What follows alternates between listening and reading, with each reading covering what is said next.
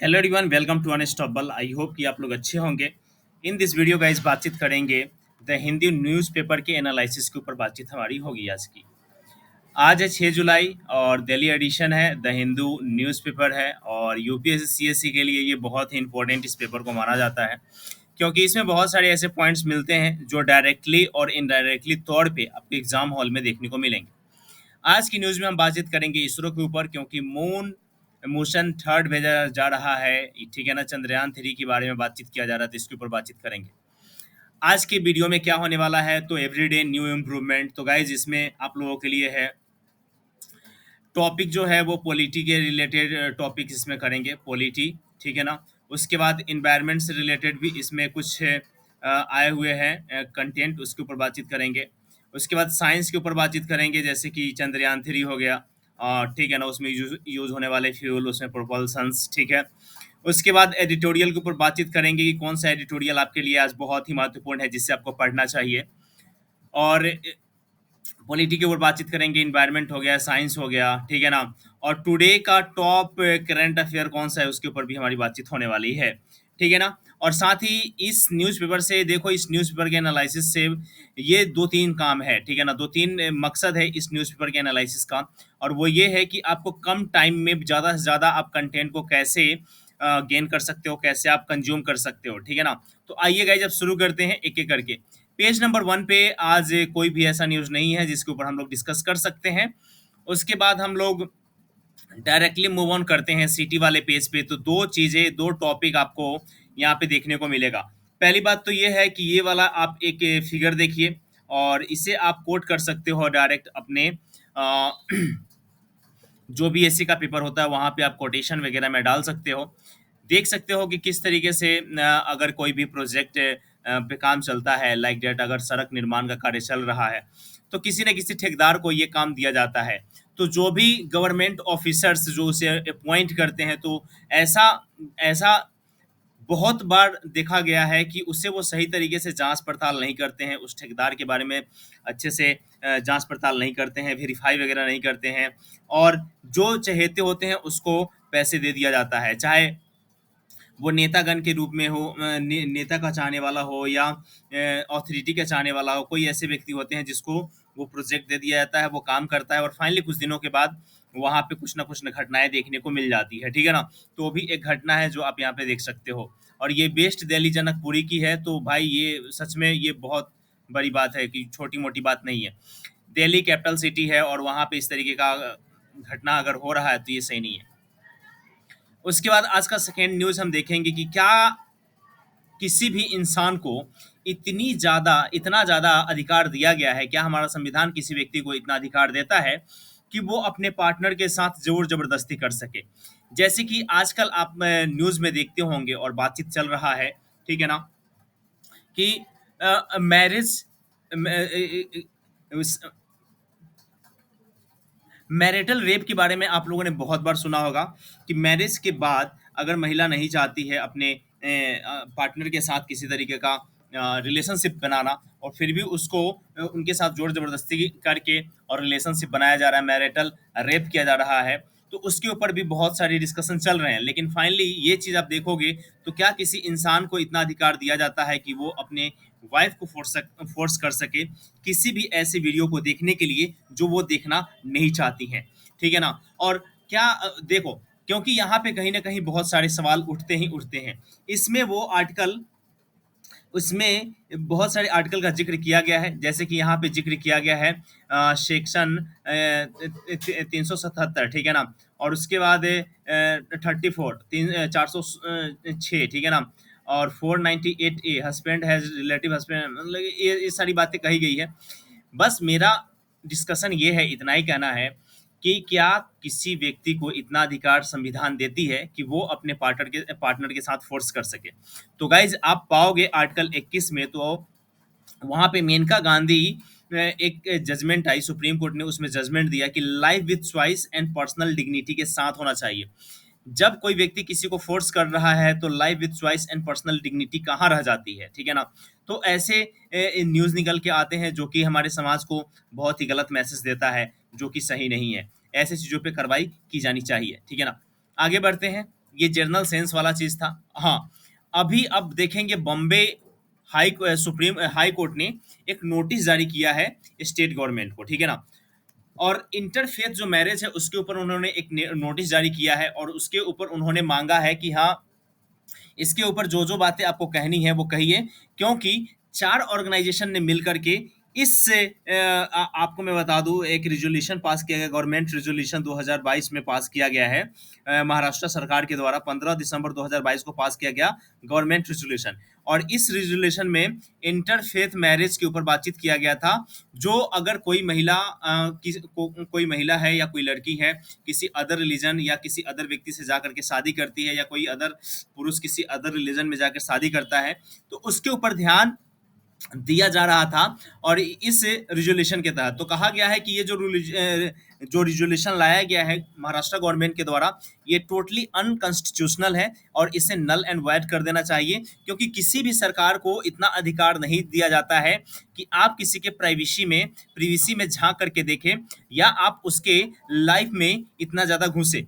क्योंकि यहाँ पे बातचीत किया गया है आर्टिकल 14 का, आर्टिकल 15 का, आर्टिकल 21 का और आर्टिकल 25 का। आर्टिकल 14 क्या है गाइस, ठीक है ना? तो इसके बारे में थोड़ा सा मैं आपको यहीं पे बता देता हूँ। देखो गाइस, जब भारत का संविधान लागू हुआ तो उसमें कुछ पार्ट बनाए गए। तो पार्ट 3 में, ठीक है ना, पार्ट 3 में आर्टिकल 12 से लेकर के आर्टिकल 35 तक फंडामेंटल राइट दिया गया, ठीक है ना? और इस फंडामेंटल राइट में लोगों की राइट्स के बारे में बात किया गया। किसके अगेंस्ट में? स्टेट के अगेंस्ट में, कि हमारे देश के जो भी लोग हैं, कुछ ऐसे राइट्स दिए गए सिटीजन को और कुछ ऐसे राइट दिए गए यहाँ के जनता को, यानी कि पब्लिक को। यानी कहने का सेंस ये है कि कभी भी स्टेट इनके राइट्स को नहीं ले सकती है, इनके राइट्स को के साथ ये खिलवाड़ नहीं कर सकते हैं, ठीक है ना? और यही वजह है कि फंडामेंटल राइट में लिखा गया कि आप जो भी आर्टिकल्स यहाँ पे लिखे गए हैं वो स्टेट के अगेंस्ट में लिखे गए हैं, ना कि स्टेट के पक्ष में लिखे गए हैं। वहीं पे डीपीएसपी देखोगे तो वहाँ पे वेलफेयर स्टेट की बात किया जाता है, और यहाँ पे स्टेट को कहा जाता है यू कांट डू दिस, आप ये काम नहीं कर सकते, आप काम ये नहीं कर सकते।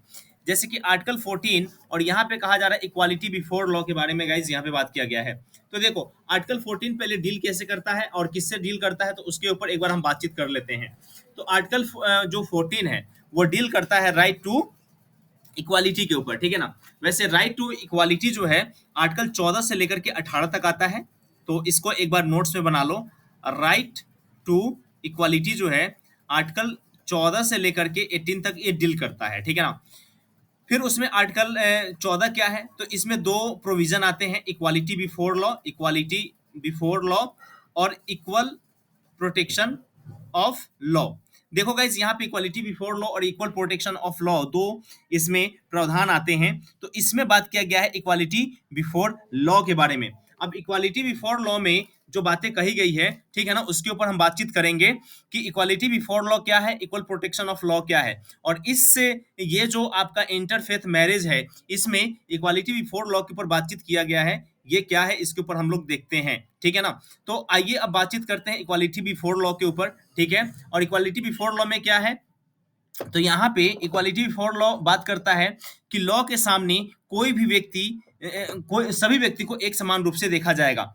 जो लॉ होता है, ठीक है ना, लॉ के सामने हर व्यक्ति एक समान है, चाहे वो किसी भी पद पे हो, किसी भी विभाग में हो, कितना भी रिच हो, कितना भी पुअर हो, कुछ भी हो, हर व्यक्ति बराबर है लॉ के सामने, ठीक है ना? अब ऐसा नहीं है कि स्टेट के लिए लॉ अलग बनेगा, चाहे हमारे देश के प्राइम मिनिस्टर हैं उनके लिए लॉ अलग बनेगा, या प्रेसिडेंट महोदय हैं उनके लिए लॉ अलग बनेगा, ठीक है ना? हमारे देश के जो बड़े बड़े बिजनेसमैन हैं उनके लिए लॉ अलग बनेगा, या हमारे देश के जो मजदूर वर्ग हैं, किसान वर्ग है, जो बच्चे हैं, महिलाएं हैं, नौजवान हैं, उनके लिए लॉ अलग होगा। नहीं, सभी के लिए लॉ एक समान होता है, इसके बारे में कहा गया है, ठीक है ना? तो इक्वालिटी बिफोर लॉ ये कहता है। और इक्वल प्रोटेक्शन ऑफ लॉ में, ठीक है ना, इक्वल प्रोटेक्शन ऑफ लॉ में जो कोर्ट होती हैं, जो अदालतें होती हैं, वो यहाँ पे थोड़ा सा भेदभाव कर सकती है, ठीक है ना? इसमें अलाउ है भेदभाव करना,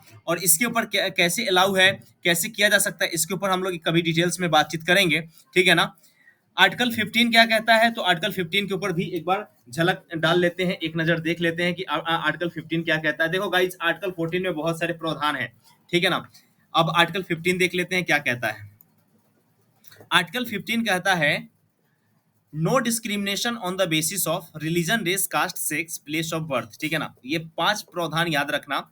ये जनरल सेंस में कहा गया है कि स्टेट जो है वो डिस्क्रिमिनेट नहीं कर सकती on the ground of religion, race, caste, sex, place, place of birth के अकॉर्डिंग। अब रिलीजन स्टेट जो है हर व्यक्ति को समान रूप से ट्रीटमेंट करेगी। ये नहीं कर सकती कि हाँ आप महिला हैं तो आपको ये नहीं मिलेगा, हाँ आप पुरुष हैं तो आपको ये नहीं मिलेगा, ठीक है ना। सेक्स के अकॉर्डिंग भी नहीं कहा जा सकता है, ठीक है ना। रिलीजन के अकॉर्डिंग भी नहीं कहा जा सकता है। और कोई व्यक्ति ये भी नहीं कर सकता है कि हाँ आप यहाँ पे जन्म लिए हैं, यहाँ पे नहीं लिए हैं तो आपको ये अधिकार नहीं मिलेगा, नहीं।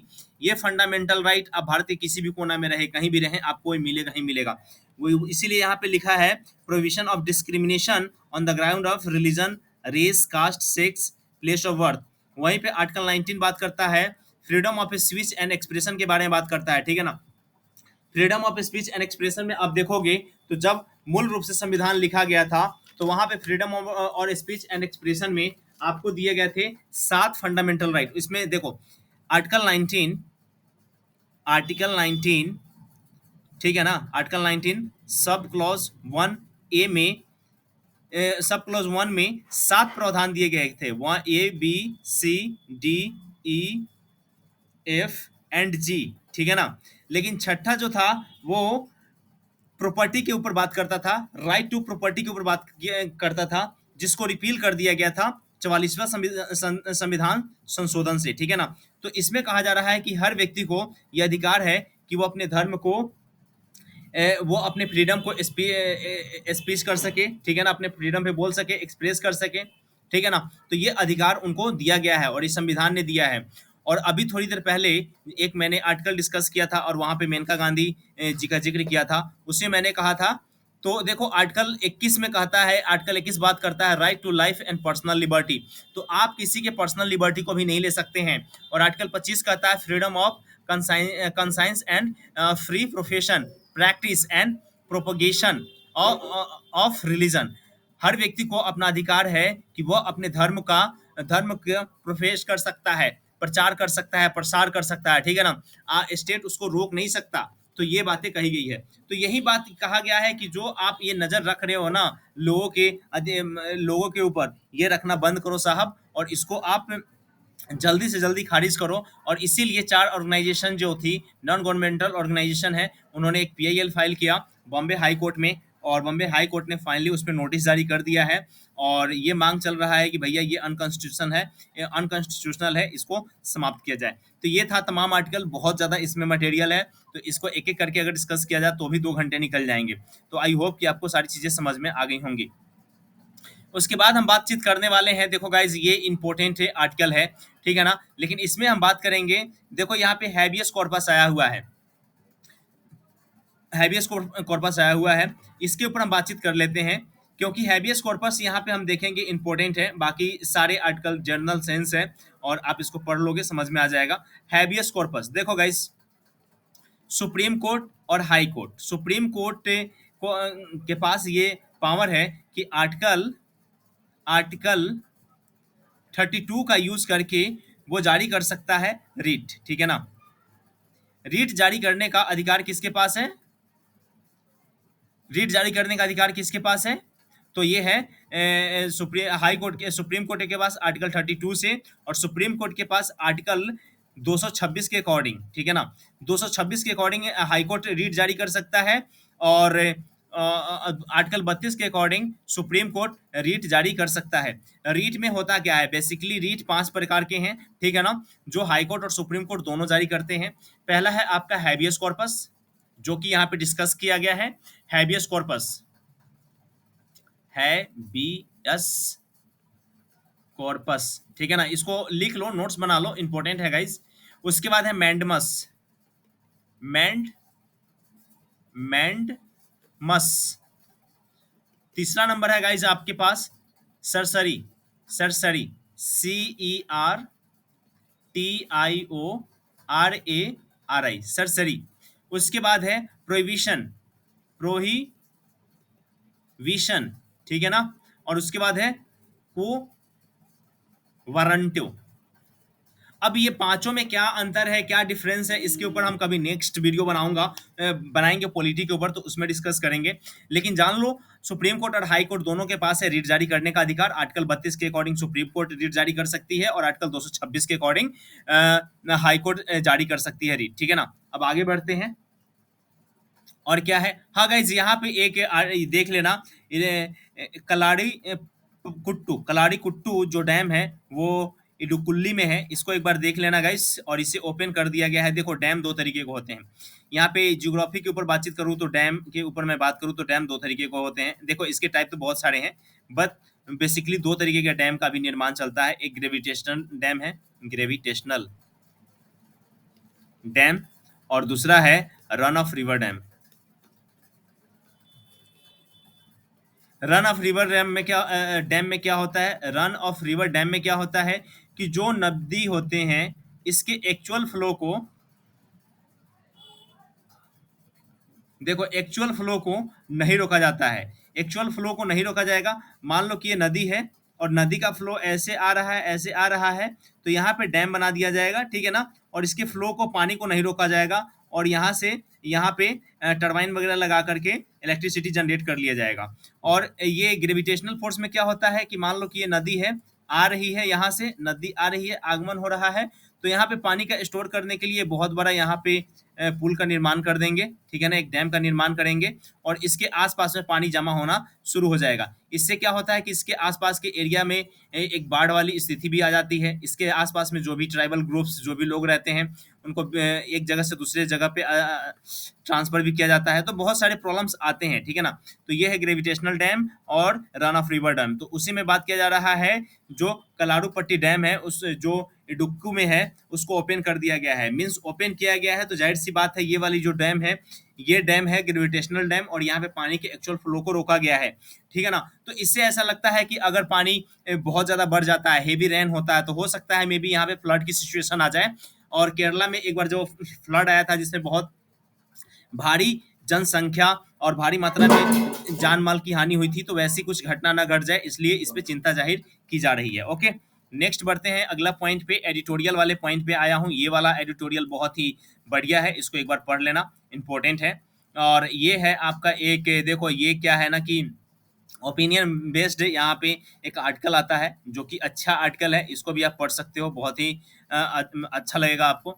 आगे मैं बढ़ता हूँ। यहाँ पे एक न्यूक्लियर पावर प्रोजेक्ट के बारे में बात किया गया है, जिसपे रसिया ने कंट्रोल जताया है, यूक्रेन का है ये, ठीक है ना। इसको एक बार देख लेना। आगे बढ़ते हैं।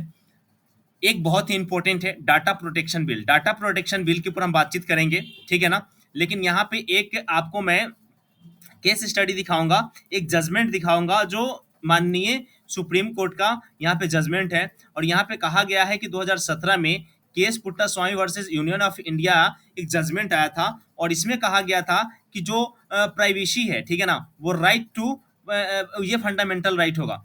लोगों की प्राइवेसी को, यानी कि प्राइवेसी जो है, इसको right to fundamental right declare किया गया था ये पुट्टा स्वामी केस से, ठीक है। अब हम जान लेते हैं कि इसमें है क्या। पहली बात तो यह है कि राइट टू प्राइवेसी आर्टिकल 21 के अंडर में आता है, आर्टिकल 21 के अंदर में आता है। पहली बात यह है, आर्टिकल 21 के ऊपर अभी हमने डिस्कस किया था कि ये बात करता है right to life and personal liberty के ऊपर, और इसमें भी बहुत सारी बातें हुई है, जैसे कि आपके पास खाने का अधिकार, सोने का अधिकार, बोलने का अधिकार, चुप रहने का अधिकार, ठीक है ना। तो उसी में आता है आपका प्रिवेसी का भी अधिकार आता है, ठीक है ना। क्या कोई भी व्यक्ति आपकी प्रिवेसी का हनन कर सकता है? क्या सरकारें आपकी प्रिवेसी का हनन कर सकती है, या आपकी प्रिवेसी ले सकती है या नहीं ले सकती है, उसके ऊपर हमारा डिस्कशन चलेगा। फाइनली यहाँ पे डाटा प्रोटेक्शन बिल के ऊपर बातचीत करेंगे, और कैबिनेट ने अप्रूव कर दिया है डाटा प्रोटेक्शन बिल को, और इसे मानसून सेशन में रखने की बातचीत चल रहा है, ठीक है ना, कि मानसून सेशन में इसे रखा जाएगा। गाइज एक सेकेंड, ये मानसून, हाँ, यहाँ पे जो मानसून सेशन है, उस सेशन में इस बिल को अब रखा जाएगा, ताकि इसको पास करवा करके एक्ट बनाया जा सके। पहली बात यह है कि आखिरकार डाटा के प्रोटेक्शन के ऊपर इतना ध्यान देने की आवश्यकता हमें क्यों है। एक एक बात, एक जजमेंट, एक चीज जो मैं आपको बताना चाहता हूँ, आपके नजरों में लाना चाहता हूँ, वो है आधार। गाइस जब से आधार आया है तब से डाटा प्रोटेक्शन के ऊपर बहुत सारी बातें चलने लगी है, क्योंकि आधार में बायोमेट्रिक है और इससे आपके हर एक प्रिवेसी को रिवील किया जा सकता है, हर एक प्रिवेसी को जाना जा सकता है, हर एक बात के बारे में आपके जाना जा सकता है कि बंदा कौन है, कहाँ पे रहता है, ठीक है ना, क्या काम करता है, हर चीज आपका आधार से जाना जा सकता है। इवन यहाँ तक कि आपका लोकेशन तक ट्रेस किया जा सकता है। सवाल यहाँ ये है कि जो भी आप सिम लेते हो, जहाँ पे भी जा करके अपना डाटा देते हो, तो वो कहीं ना कहीं डाटा का मिसयूज ना हो जाए, ठीक है ना, उस डाटा को प्रोटेक्ट करने के लिए बिल लाया जा रहा है, जो कि बहुत इंपॉर्टेंट है, क्योंकि डाटा प्रोटेक्शन बिल का होना भारत में बहुत जरूरी है। जिस तरीके से डिजिटल दुनिया जितने तेजी से ग्रो कर रही है, और उसमें अगर एक मजबूत कोई कानून ना हो तो इसका मिसयूज होने के चांसेस बहुत ज़्यादा हो जाते हैं। जैसे कि आपने अमेरिका में देखा था ट्रंप वाले इलेक्शन के समय कि डाटा का यूज़ कर लिया गया था, ठीक है ना? डाटा का यूज़ कर लिया गया था कि लोगों का क्या चॉइस है, लोग क्या पसंद करते हैं, क्या नापसंद करते हैं, ठीक है ना? और क्या-क्या हो सकता है, तो इसके अकॉर्डिंग वहाँ की गवर्नमेंट उस तरीके की पॉलिसीज़ बना सकती है, वहाँ के लोगों को मोटिवेट कर सकती है। जो नापसंद व्यक्ति है उसको प्रताड़ना भी दे सकती है, समझ रहे हो ना? तो बहुत सारी चीज़ें होती हैं, इसलिए डाटा का प्रिवेसी होना, ताकि कोई व्यक्ति इसका मिसयूज़ ना कर सके, कोई अथॉरिटी इसका मिसयूज़ ना कर सके, कोई गवर्नमेंट इसका मिसयूज़ ना कर सके, इसलिए प्रोटेक्शन होना बहुत ज़रूरी है डाटा का। क्योंकि इससे देखो, डेटा में सब कुछ आता है, जैसे कि आप आप किसी हॉस्पिटल में गए, हॉस्पिटल में जाने के बाद आपने चेक करवाया और हो सकता है किसी व्यक्ति को वहाँ पे एड्स जैसी खतरनाक बीमारी के बारे में पता चलता है कि हाँ, इस बंदे को एड्स हो गया है, और ये जो प्राइवेसी है कि समाज में नहीं आना चाहिए बात, अगर कोई समाज में फैला दे तो वो वहाँ पे क्या होगा, बहिष्कार होना शुरू हो जाएगा, समाज से उस व्यक्ति को बाहर करो, इसको तो एड्स है, ये है, वो है, दिस है, फलाना है, ढिमकाना है, तो बहुत सारी बातें होने लगती हैं, ठीक है ना? तो डाटा का प्रोटेक्शन होना हर मामले में बहुत इंपॉर्टेंट है, चाहे वो आपका इकोनॉमिक पक्ष में हो, चाहे आपका आर्थिक हो, चाहे वो आपका सामाजिक हो, चाहे आपका राजनीतिक हो, चाहे आपका धार्मिक हो, हर एक पक्ष से आप इसको जोड़ करके देख सकते हो डाटा प्रोटेक्शन को। इसलिए डाटा प्रोटेक्शन का आना बहुत इंपॉर्टेंट है, और ये लॉ इस पे बनना चाहिए, और बहुत हार्ड लॉ बनना चाहिए। चाहे देखो, इसमें जैसे कि वहाँ पे हम लोग पढ़े थे ना, इक्वालिटी बिफोर लॉ और इक्वल प्रोटेक्शन ऑफ लॉ, तो यहाँ पे वो सारी चीज़ें होनी चाहिए ताकि इसका मिसयूज कोई ना कर सके आने वाले फ्यूचर में, ठीक है? उसके ऊपर ये आर्टिकल हो गया। आगे बढ़ते हैं तो यहाँ पे एक यहाँ पे देख रहे होंगे वाइल्ड लाइफ को, इसको गाइज इससे ऐसे जो भी जीव जंतु है ना, ऐसे जो भी एनिमल्स हैं, इन लोगों का प्रोटेक्शन गाइज बहुत जरूरी है, क्योंकि हंटिंग हंटिंग के साथ जो पोचिंग होता है ना, और हंटिंग और पोचिंग कहीं ना कहीं किसी इंसान के अंदर लालच पैदा करने में बहुत बड़ा रोल अदा करता है, और इस चीज को रोकना बहुत ज्यादा आवश्यकता है। यहाँ पे चिंकारा नाम का एक एनिमल है, जो स्टेट एनिमल है राजस्थान का, ठीक है ना, और ये इंडेंजर कैटेगरी में है, और इनको प्रोटेक्शन दिया गया है, वाइल्ड लाइफ प्रोटेक्शन एक्ट 1972 से, लेकिन फिर भी इसका बहुत ही ज़्यादा किलिंग हो रहा है, और इस चीज़ के ऊपर रोक लगाना बहुत ही ज़्यादा आवश्यकता है, और जो लोग ऐसे काम किए हैं उनको कड़ी से कड़ी सज़ा भी मिलनी चाहिए। क्योंकि एक तरफ हम लोग बात करते हैं यहाँ पे मानव और एनिमल कन्फ्लिक्ट के बारे में बात करते हैं, मैन एंड वाइल्ड कन्फ्लिक्ट के बारे में बात करते हैं। यहाँ पे कहते हैं कि जानवर जो है वो हमारे घरों में घुस गया है, लेकिन हम ये नहीं कहते हैं कि जो जहाँ पे ये जानवर रह रहे थे, जिन प्राकृतिक ने जो इनका आवास बनाया था, एक्चुअली में उस आवास में हम घुस गए हैं। जानवर जहाँ थे वहीं पे हैं, एक्चुअली में हम इनके घर में घुस गए हैं, क्योंकि हमारे पास पॉपुलेशन इतना ज़्यादा है कि रहने के लिए हमारे पास ज़मीन नहीं है, रहने के लिए हमारे पास घर नहीं है, घर बनाने के लिए ज़मीन नहीं है, रहने के लिए घर नहीं है, खाने के लिए खाना नहीं है, और हम लोग घुसते जा रहे हैं इनके टेरिटरीज के अंदर। तो जाहिर सी बात है, ये अपना पेट भरने के लिए कहीं तो जाएंगे ना, तो वो कहाँ जाएंगे, तो ह्यूमन बस्ती में ही घुसेंगे। तो ये सारी चीज़ें चलती रहती है। तो यहीं पे एक एनिमल है चिंकारा, जो स्टेट एनिमल है राजस्थान का, इसके प्रोटेक्शन के ऊपर बातचीत चल रहा है कि इसको और ज़्यादा प्रोटेक्ट करने की आवश्यकता है, और जो भी व्यक्ति इसमें दोषी है उसको सजा देने की बातचीत चल रही है। आगे बढ़ते हैं, अगला न्यूज़ देखते हैं क्या है। यहाँ पे देखो, चंद्रयान 3 के बारे में बातचीत करूँ तो चंद्रयान 3 को लॉन्च करने की बात चल रहा है 12 जुलाई से लेकर के 19 जुलाई के बीच में, ठीक है ना। चंद्रयान 3 के ऊपर स्पेशली मैं वीडियो बनाऊंगा कि इसमें कौन कौन सा टेक्नोलॉजी का यूज़ किया जा रहा है, ठीक है ना, कौन सा इसमें ईंधन का यूज़ किया जा रहा है। तो ये बहुत लंबा वीडियो हो जाएगा, तो इसके ऊपर हम लोग आने वाले लेक्चर्स में हम लोग इसके ऊपर हम लोग बातचीत करेंगे, ठीक है ना। तो फिर यहाँ पे रसिया यूक्रेन ने देखो, जो भी न्यूक्लियर प्लांट्स होते हैं, और किसी भी देश की जो एनर्जी का स्रोत है, अगर उसी को समाप्त कर दिया जाए तो उस देश को घुटने पे बैठाना बहुत मतलब कि उस देश को बहुत जल्दी घुटने बैठाया जा सकता है। किसी भी कंट्री से कोई भी कंट्री अगर युद्ध लड़ रहा है और अगर उस कंट्री ने किसी अदर कंट्री के ऊर्जा स्रोत को ही अगर समाप्त कर दिया, तो उस कंट्री को घुटने में बैठाया जा सकता है। तो वैसे ही अभी रसिया जो है यूक्रेन का जो भी न्यूक्लियर प्लांट है उसको टारगेट में ले रही है, ठीक है, ताकि इसको घुटने पे बैठाया जा सके। देखो, कहने का सेंस बस इतना है कि इसके पावर प्रोजेक्ट को समाप्त करना चाह रही है और इसके ऊपर देख रही है, ठीक है ना। आगे देखते हैं, यहाँ पे ये कि global rupee may be rise, ठीक है ना। तो इसके ऊपर एक बार देख लेना, आपको समझ में आ जाएगा।